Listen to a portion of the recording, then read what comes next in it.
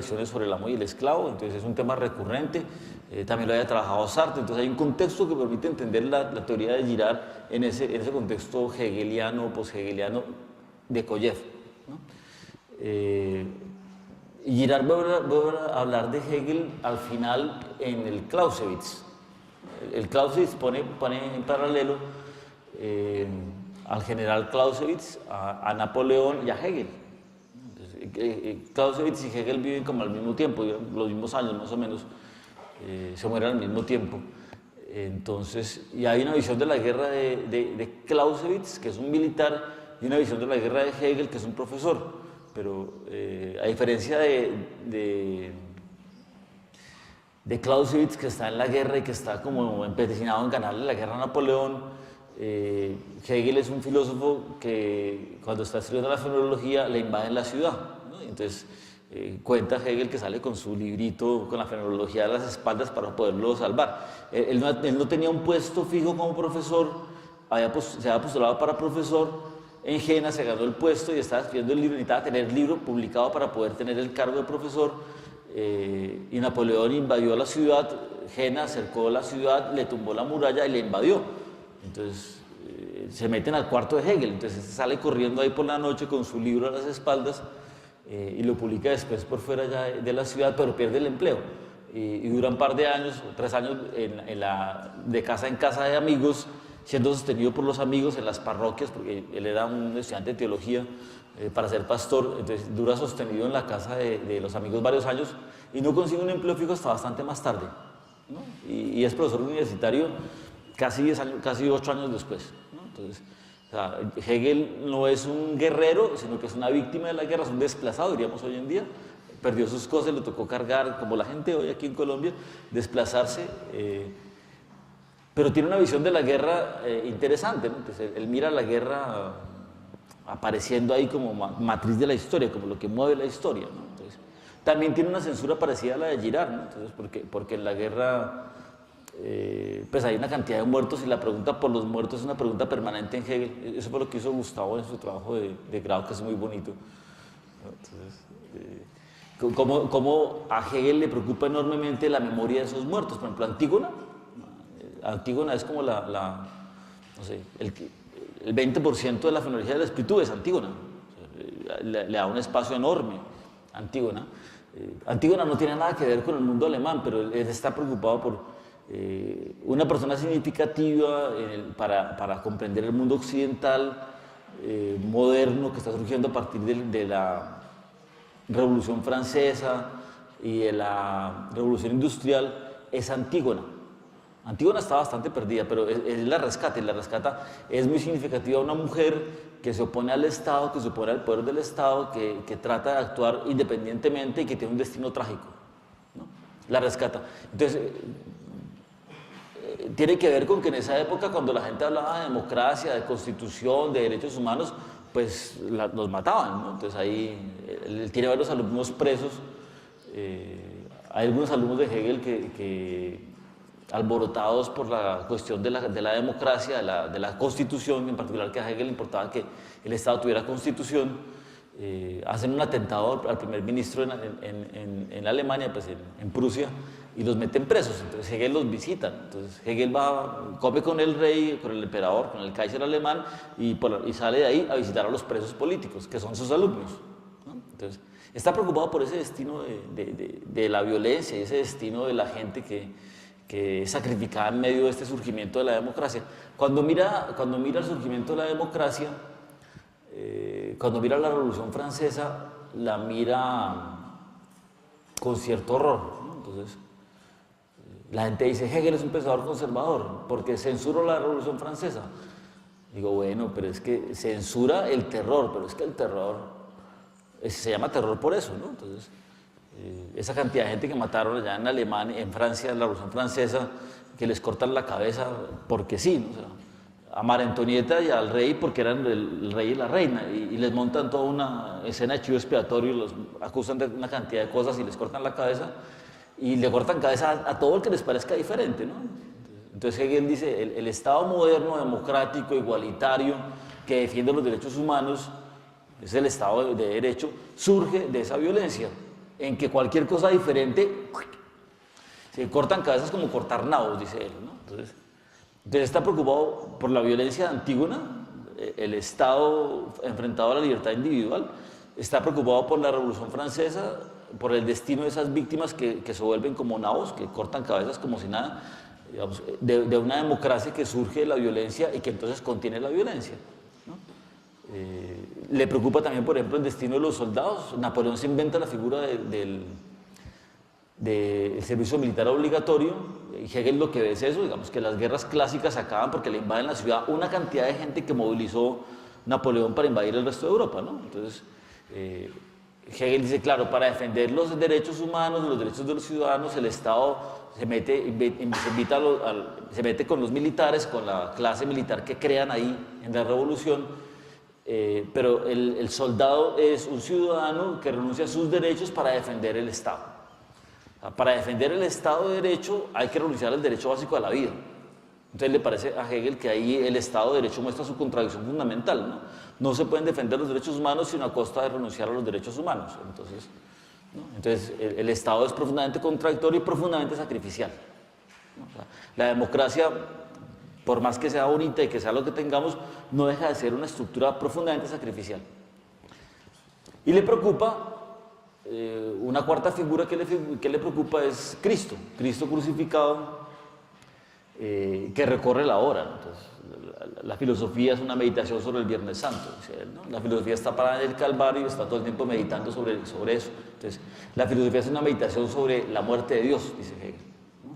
Cuando muere Cristo es la muerte de Dios y lo que tenemos que meditar profundamente es la muerte de Dios. Entonces, esas referencias de Hegel a la violencia lo acercan profundamente a las reflexiones que hace Clausewitz sobre la guerra, a la forma en que ve la guerra, y Girard retoma todas esas cosas después en el libro de Clausewitz. Entonces es un diálogo que se retoma al final, pero yo creo que al comienzo en este libro, vamos a ver la cita que hay aquí sobre Hegel, pero hay más cosas sobre Hegel. El libro está lleno de cosas hegelianas, está lleno, por ejemplo, de figuras como la tesis, la antítesis, la síntesis, está lleno de reflexiones sobre la reconciliación y la Aufgebung, la superación, la reconciliación, de críticas y distancias sobre eso, ¿no? Entonces, es un libro que tiene mucha relación con figuras hegelianas. Algunos intérpretes dicen que la relación realmente en este libro es con Koyev, ¿no? Entonces, dicen, a mí no me consta nada, que Girard no está leyendo a Hegel, sino leyendo a Koyev. Entonces, en el Clausewitz, Girard es absolutamente fino en su lectura sobre Hegel y es una lectura directa sobre Hegel, ¿no? Ahí no hay ninguna duda de que lo que está leyendo es a la filosofía del derecho, ¿no? Entonces, en la filosofía del derecho Hegel está pensando la guerra, entonces él contrapone la lectura de la guerra que hace Hegel y la cita, y está mirando el texto de filosofía del derecho, la contrapone a la comprensión que tiene Clausewitz en su enfrentamiento con Napoleón. ¿Ven? Entonces, pero este libro sí está muy enfrentado a Hegel. El capítulo Amo y Esclavo, Amo y Esclavo en Hegel son, ustedes, Hegel arranca la fenomenología con una epistemología, digamos, acabando con Kant, literalmente, ¿no? O sea, la filosofía después de Kant se vuelve una especie de epistemología, porque el problema es cómo es que conocemos, y el mundo moderno está dedicado a la cosa epistemológica, cómo conocemos a partir de Descartes. Entonces, la primera parte de la fenomenología es destruir eso, ¿no? Entonces, el problema no es el conocimiento, y el problema no es cómo conocemos, y se burla del conocimiento enormemente.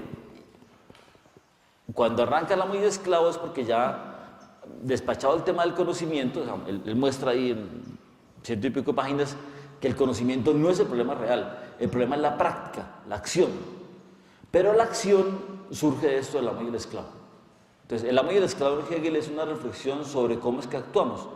Y entonces nosotros actuamos porque somos unos sujetos corpóreos que nos movemos por el deseo.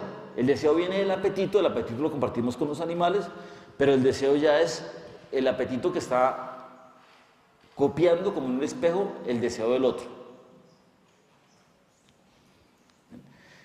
La única referencia que hace Hegel a dónde sacó la idea es en las lecciones que dio cuando era profesor del gimnasio en Nuremberg.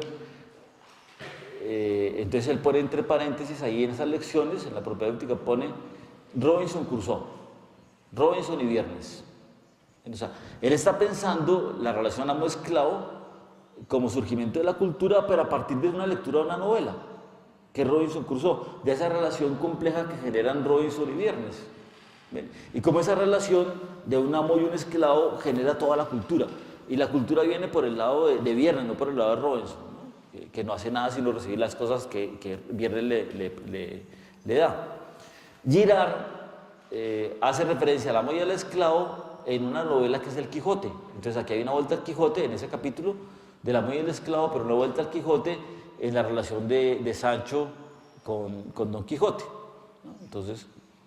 Entonces ambos son referencias literarias. Hay un capítulo completo sobre esta relación ahí, en que Girard pone el título y arranca con el amo y el esclavo, y mirando la relación amo-esclavo en El Quijote, y luego cómo esa relación amo-esclavo se sigue reproduciendo en las novelas. Las relaciones que tenemos de deseo con el otro son relaciones de amo-esclavo, ¿no? Porque una vez que nosotros queremos el deseo del otro, deseamos el deseo del otro, nos sometemos a lo que el otro nos imponga. Entonces empezamos con las relaciones amo-esclavo, ¿no? Pero el capítulo termina con unas reflexiones sobre Hegel, 2 páginas en que sintetiza su discusión con Hegel. La otra cosa que me parece que es importante decir es que pues, Girard no es un hegeliano, ¿no? Girard genera una teoría propia, con estatus propio, no le interesa repetir la filosofía hegeliana, ni es un scholar de Hegel ni nada de esas cosas, ¿no? Eso no es. Entonces, así digamos, hay una molestia ahí cuando la gente dice, esto es muy hegeliano, pues hay una molestia de Girard con que digan que es un hegeliano, porque no es un hegeliano. Él desarrolla una teoría a partir de una forma de entender la fenomenología del deseo y genera una teoría propia. ¿Que tiene relaciones con Hegel? Sí, pero lo que tiene son discusiones con Hegel, o sea, tomas de distancia con Hegel. Entonces vamos a leer la cita 13, que me parece que es una cita muy lúcida de Girard. A mi gusto es donde la posición de Girard sobre Hegel queda más clara. Las otras citas, las del final del capítulo de amo y esclavo, pues resumen otras cosas, el tema de la reconciliación en particular, ¿sí? Pero me parece que aquí hay una cosa que es totalmente lúcida de parte de Girard, incuestionable, que tiene razón. Entonces, por eso quiero que la leamos. La 13. El mundo de este final es innegable, el mundo de una muerte que la ausencia de cualquier movimiento, de cualquier estremecimiento, acaba por hacer completa y definitiva. El término de la horrible fascinación es la densidad del plomo, la inmovilidad impenetrable del granito. Ahí es donde debía culminar esta negación cada vez más eficaz de la vida y del espíritu, que es la trascendencia desviada. La afirmación de uno mismo culmina en la negación de uno mismo. La voluntad de autodivinización es una voluntad de autodestrucción que se concreta poco a poco. Esta verdad es la que Denis de Rougemont ha percibido claramente y formulado magistralmente en El amor y el occidente. El mismo movimiento que hace que valoremos la vida nos precipita en su negación. Esta misma negación es presentada abierta y audazmente por el mundo moderno a partir de Hegel como la suprema afirmación de la vida. La exaltación de lo negativo procede de esta ciega lucidez que caracteriza los últimos estados de la mediación interna.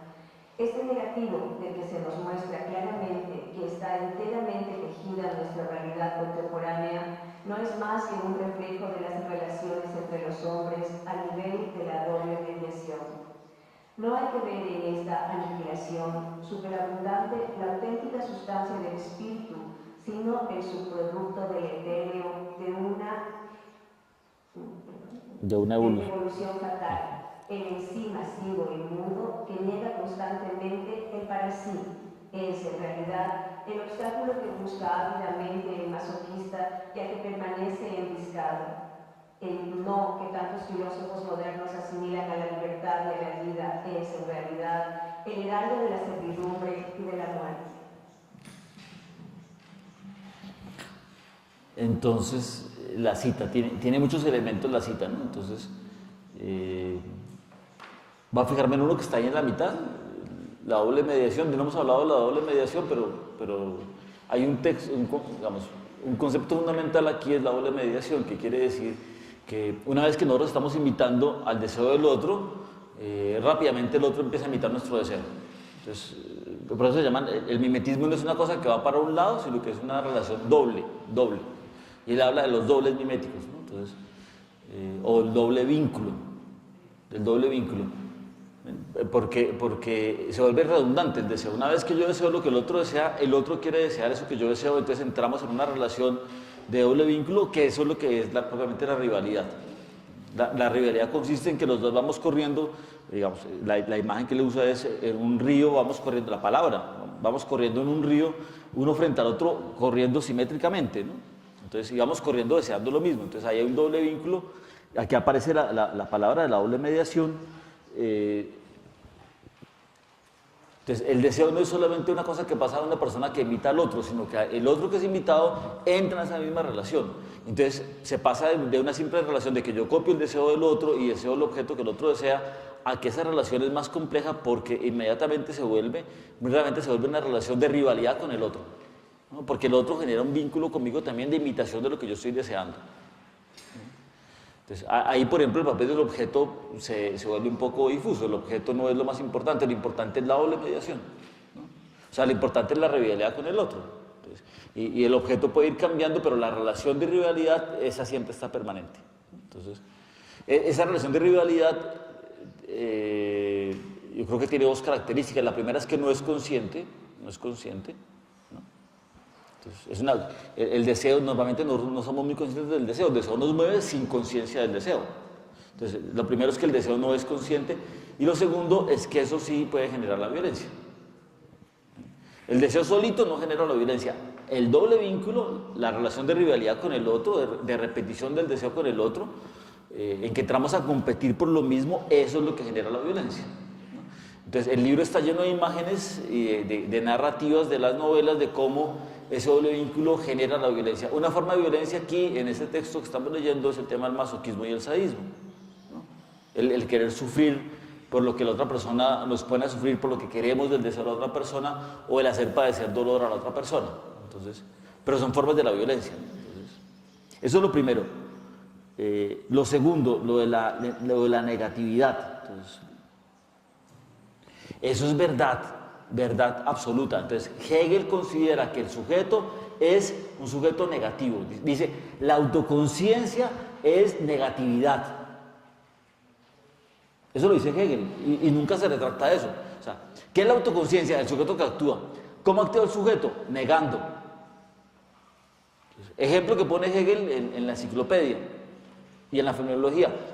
Yo tengo hambre. ¿Cómo actúo cuando tengo hambre? Cojo lo que tengo, el objeto con el que quiero saciar mi hambre y me lo como. O sea, niego el ser del objeto. ¿Hay otra forma? Entonces, Hegel. Entonces, la acción humana, la acción de los sujetos que actúan, las autoconciencias son los sujetos actuantes, es una acción que está negando la consistencia de lo otro. Mi acción consiste en negar la consistencia de lo otro. Y eso a Hegel le saca mucho provecho. Entonces, por ejemplo, si ustedes vieron que hay fotos de esta casa, esta casa tiene como 3 o 4 años, y hay un video de YouTube sobre cómo hicieron esta casa, pero esta casa antes era un pedazo de monte, ¿no? Entonces, ahí está. Entonces, la foto del monte, cómo fueron tajando para hacer la casa, los cimientos, no sé qué. Pero todas estas cosas que están acá, las piedras, los ladrillos, la piscina, todo es parte de la naturaleza que está transformada por el hombre que le negó su ser y lo volvió otra cosa, ¿no? Lo volvió ladrillo, ventana, vidrio, cámara, mesa. Entonces, el ser de las cosas, nosotros lo negamos y lo transformamos. Entonces, Hegel le parece, esa es la explicación de Hegel para la cultura. Entonces, la actividad negativa del hombre es la forma en que Hegel entiende la acción humana de transformación de la realidad, ¿no? Cuando Hegel se pregunta por el futuro, que no lo hace mucho, vamos, eso es lo que uno puede criticar a Girard, porque Girard piensa que él lo dice en este libro, lo dice en el Clausewitz, que en Hegel el futuro está claro que va hacia la reconciliación. Entonces, pues claro como la esperanza, ¿no? Pero eso es muy poco claro. Entonces, ¿no? O sea, para Hegel está claro que Cristo nos salvó en la cruz, y está claro que entonces es posible que nosotros nos salvemos, o sea, que dejemos de ser violencia y superemos el pecado. Pero también es consciente que nosotros no sabemos nada sobre el futuro. La filosofía hegeliana no tiene futuro, sino que, digamos lo bonito, el futuro está en manos de Dios. Pero también dice él, el futuro está en manos de las autoconciencias, porque lo que es la historia es lo que las autoconciencias hacen. Esa labor negativa de la autoconciencia, de nosotros que estamos actuando, de transformar la realidad permanentemente, la historia es lo que el conjunto de seres humanos estamos haciendo. Para donde coja la historia es lo que nosotros decidamos hacer. Entonces, si decidimos acabarnos, es que decidimos acabarnos. Entonces, no hay un futuro que está abierto a que no, los humanos van progresando y vamos a ser pacíficos, no sé, como los vulcanos o cosas así. No, eso no existe. No, en Hegel hay un pesimismo bastante grande, digamos, en ese contexto de las guerras que le toca vivir a él. Le toca la guerra napoleónica, le toca las guerras de independencia, le toca la Revolución Francesa. Entonces él ve mucha violencia y no es optimista con que no, el ser humano está avanzando hacia la paz. Nada. Eso es Kant, ¿no? Cada que pues, uno allá en Kaliningrado, en Königsberg, lejos de todo, donde no pasa nada, ¿no? Si no hay sino niebla, pues no puede haber sino niebla. Entonces Kant se puede permitir decir, lo de la niebla es una idea de Nietzsche, ¿no? Entonces que Kant está envuelto en la niebla es una idea de Nietzsche. Entonces Kant se puede permitir decir que la historia avanza hacia el futuro, vamos avanzando hacia la paz perpetuamente, porque el ser humano va avanzando moralmente. Entonces, eso es Kant, ¿no? Entonces en Kant tenemos un avance y la sociedad va avanzando hacia la república, hacia la democracia, hacia la constitución, y vamos avanzando a través del entendimiento y las reglas morales, avanzando hacia la paz, ¿no? Entonces, hasta un pueblo de demonios, dice Kant, puede entender la máxima moral de ponerse en el lugar del otro, de entender el imperativo categórico y puede obrar bien. Entonces, todos vamos avanzando moralmente hacia la paz, lentamente pero avanzando. Hegel, antikantiano radical, viniendo de Kant, entonces el futuro no lo podemos ver. La historia y la filosofía miran el pasado, pero no podemos mirar el futuro. Entonces, yo no tengo forma de mirar el futuro. Entonces, es una filosofía que está mirando para atrás, y él lo dice varias veces. Por ejemplo, cuando habla del búho de Minerva, en la introducción a la filosofía del derecho lo dice, ¿no? La filosofía levanta su vuelo al atardecer, porque solamente al atardecer podemos mirar qué fue lo que pasó en el día. Mirando para atrás, la pregunta en Hegel es ¿cómo podemos comprender el presente? ¿Cómo podemos comprender el presente? Y comprendemos el presente mirando el pasado, lo que ha sido significativo en el pasado. Pero yo llevo hasta comprender mi presente, no sé nada sobre el futuro. Entonces, yo puedo tener esperanza que como Cristo me salvó porque murió por mí en la cruz, yo puedo estar abierto a la salvación y a la gracia, ¿no? Pero de ahí en adelante no puedo decir nada. Entonces, Girard, que yo creo que es más bien en referencia a Coyet y a los hegelianos en particular, después de la muerte de Hegel, los hegelianos de derecha, sobre todo en Inglaterra, se volvieron grandes metafísicos, ¿no? Entonces, esos sí hicieron unas filosofías de la historia y la historia sí iba hacia los sitios, ¿no? Pero eso no es Hegel, sino los hegelianos. Entonces, Girard se cuida mucho, por ejemplo, en el Clausewitz dice el hegelianismo.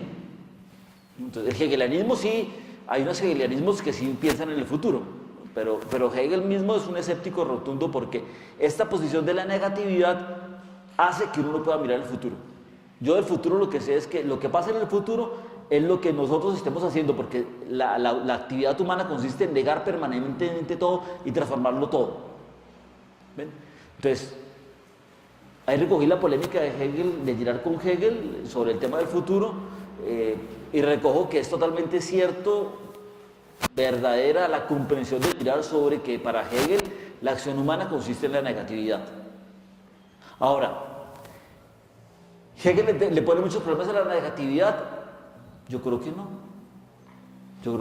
Entonces, eso que Girard ve de que la negatividad nos lleva a la violencia, Hegel no lo ve. ¿Ven? O sea, ese enlace que hace Girard ahí, que la negatividad es la que nos tiene en esas cosas de someternos al otro a través del masoquismo, o de someter al otro en el sadismo, eso es una cosa que Girard ve, y lo ve en las novelas. Digamos, las novelas posteriores a Hegel, todas están desarrollando cómo los seres humanos entramos en unas relaciones muy conflictivas de humillación y de sufrimiento con el otro porque deseamos al otro. ¿Ven?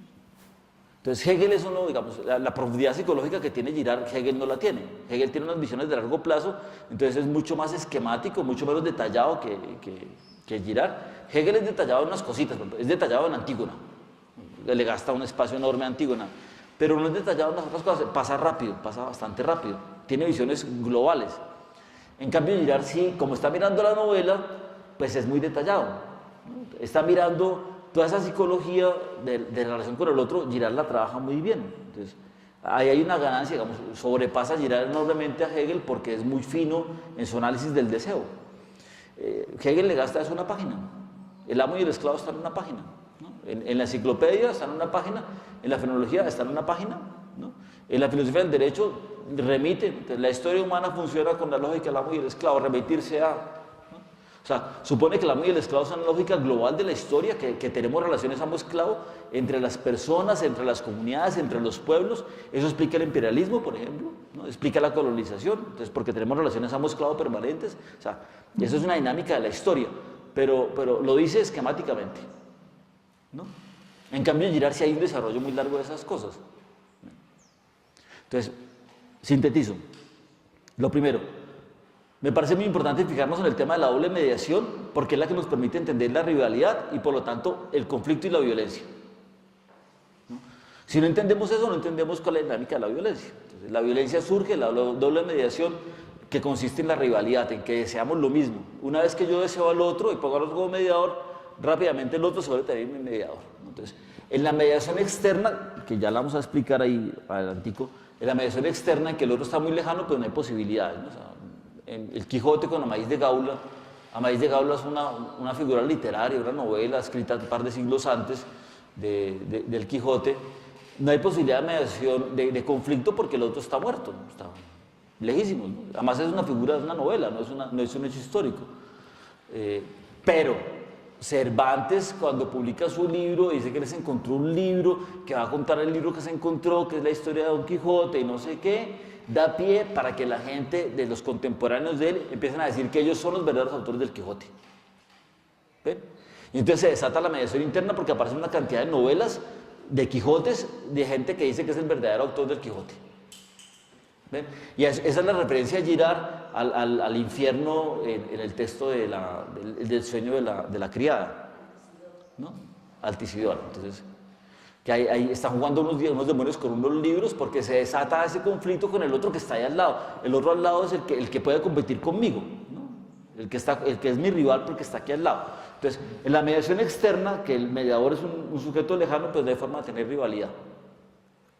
¿Ven? Entonces, la mayoría de nosotros no conocimos a Girard, entonces la relación con Girard pues no puede ser una relación conflictiva porque es un señor del que leemos libros, pero no es el que tengamos una relación estrecha, no sé qué. Creo que los que lo conocimos, pues la relación de rivalidad con Girard era cero, pues porque estaba demasiado grande, eso era como el Quijote y nosotros como Sancho, entonces ahí, ¿no? Entonces, Girard es un señor sabio, enorme, entonces uno ahí se postra como dice San Ignacio, como el esclavito indigno a mirar a Girard, pero, ¿ven? Pero posibilidades de conflicto con Girard, cero. Entonces, ¿ven?